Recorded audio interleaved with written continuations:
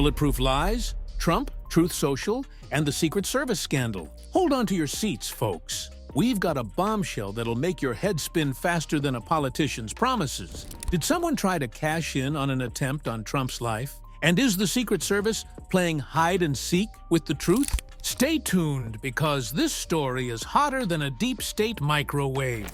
Hey there! Let's dish out the juiciest stories faster than you can say conspiracy theory. Today, we're going into a tale that's more twisted than a pretzel at a White House picnic. We're talking about the recent assassination attempt on former President Donald Trump. And let me tell you, this story has more layers than what it seems. Now, before we get into the nitty-gritty, let's set the stage. Picture this. It's a beautiful day in Pennsylvania. The sun is shining, the birds are singing, and oh yeah, someone's trying to take out the 45th President of the United States. But here's where things get really interesting, folks. The day before this wild event went down, something fishy was happening in the stock market. Trump's stock, Truth Social, saw a surge in short positions. We're talking a record number of shares shorted since his trading debut. Now, for those of you who aren't Wall Street wizards, let me break it down for you. When someone shorts a stock, they're basically betting that the price is going to drop.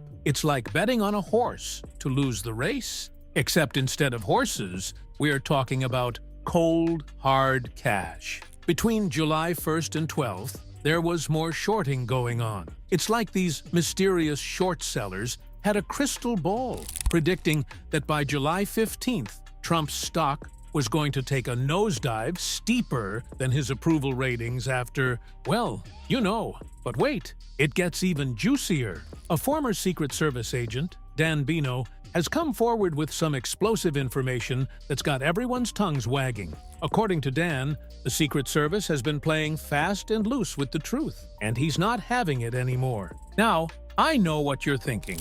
This sounds like something out of a Hollywood thriller. And you're not wrong, my friends. But remember, truth is often stranger than fiction.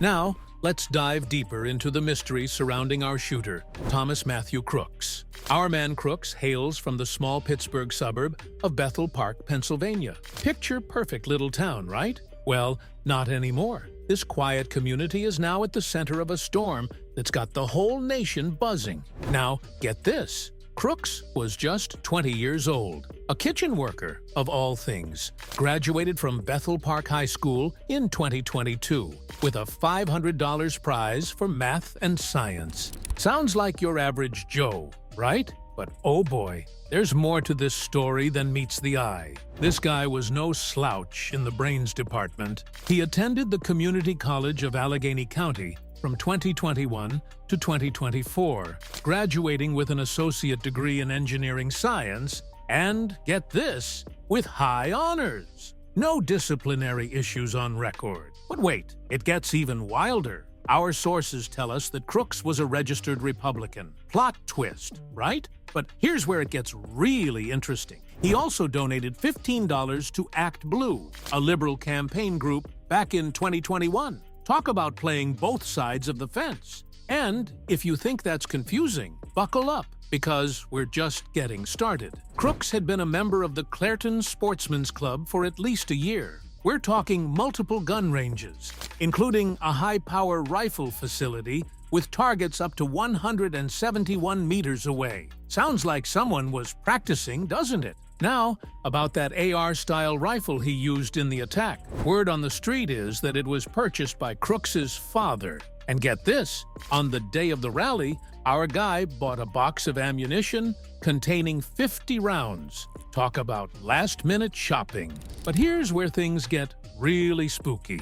In the days leading up to the attack, Crooks had visited the Butler County Fairgrounds at least once. It's like he was casing the joint, folks. And his phone search history? Let's just say it's a mixed bag of depressing and alarming. He'd been looking up symptoms of depressive disorders, as well as images of both Trump and Biden. It's like he couldn't make up his mind who he was after. And speaking of phones, the FBI has managed to crack into Crooks' device. They're sifting through it like it's a digital treasure trove, looking for any clues that might shed light on this bizarre situation. So, what do we make of all this? Was Thomas Crooks A troubled young man who snapped, a secret operative working for, well, who knows? Or is this all part of some larger conspiracy that goes all the way to the top? The investigation is ongoing, with over 200 interviews conducted and 14,000 images reviewed so far. Now,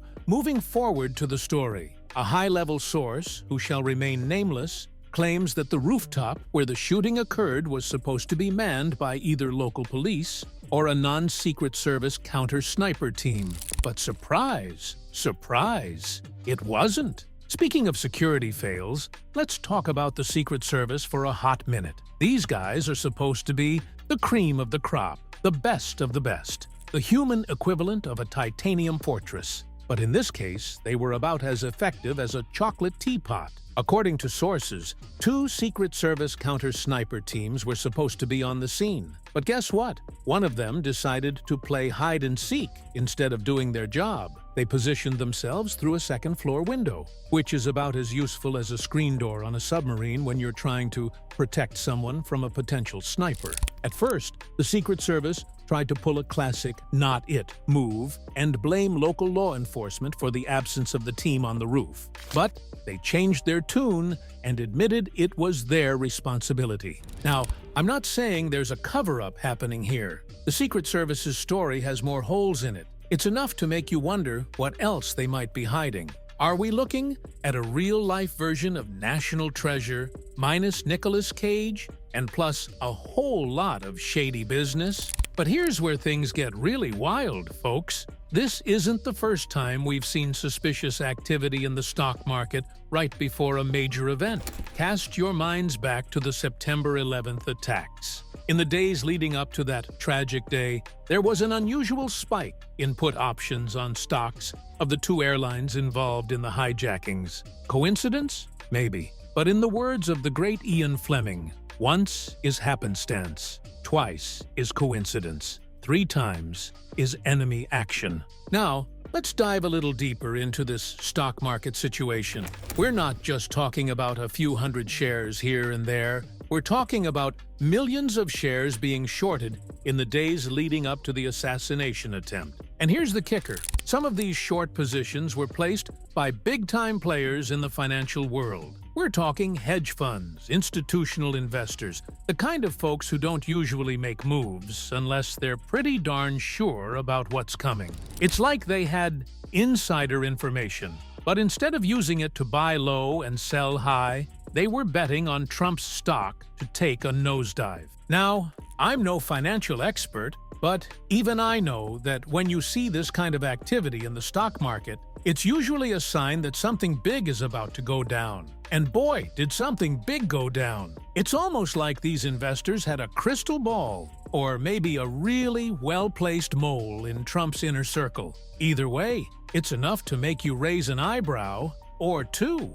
or heck, all of them, if you've got them. But let's get back to our friend Thomas Crooks for a second. This guy didn't just appear out of thin air, you know. Our sources tell us that he had been on several watch lists for years. We're talking FBI, CIA, even the local neighborhood watch was keeping an eye on this guy. So how did he manage to get close enough to take a shot at a former president? It's like someone left the back door open at Fort Knox. And speaking of doors, let's talk about that rooftop for a minute. You'd think that when a former president is in town, every high point for miles around would be locked down tighter than a drum. But apparently, this particular rooftop was about as secure as a screen door in a submarine. It's like they were inviting trouble. Now, I'm not saying that there's a massive conspiracy at play here, but come on, folks. When you've got suspicious stock market activity, a shooter who was supposedly on everyone's radar, and security measures that were about as effective as a paper umbrella in a hurricane, you've got to start asking some serious questions. So what do you think is really going on here? Are we looking at a massive conspiracy, a series of incredibly unlikely coincidences, or something in between? Drop your theories in the comments below, and don't forget to hit that subscribe button and ring that bell for more gossips about your famous personalities.